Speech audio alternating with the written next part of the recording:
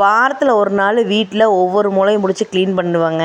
ஏன்னா ஞாயிற்றுக்கிழமை தான் எல்லோரும் வீட்டில் இருப்பாங்க. ஆளுக்கு ஒரு ஹெல்ப் பண்ணுவாங்க. வாரம் அந்த ஞாயிற்றுக்கிழமையை நாங்கள் இந்த மாதிரி தான் யூஸ் பண்ணுவோம். ஊருக்கு போகாத ஞாயிற்றுக்கிழமை பூரா எங்களுக்கு இப்படி தானேங்க போகுது.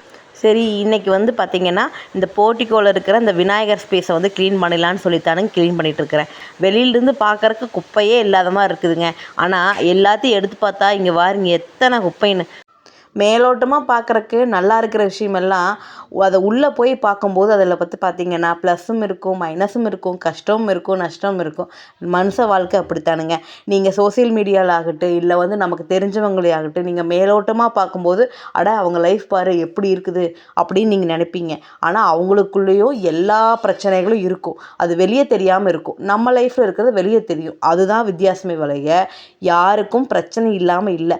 அதனால அடுத்தவங்க லைஃபோட நம்ம லைஃப்பை கம்பேர் பண்ணி அவங்க லைஃப் நல்லா இருக்குது, நம்ம லைஃப் நல்லா இல்லை அப்படின்னு சொல்லிட்டு ஸ்ட்ரெஸ் ஆகிக்காதீங்க. சோசியல் மீடியாவில் ஆகட்டும், சொந்த பந்தத்துலேயே ஆகட்டும், யாருடைய லைஃப்பை நீங்கள் பார்க்கும்போது அதில் இருக்கிற மோட்டிவேஷனை மட்டும் நீங்கள் எடுத்துக்கிட்டு நீங்கள் உங்கள் லைஃப்பில் அடுத்த கட்டத்துக்கு முன்னேறணும்.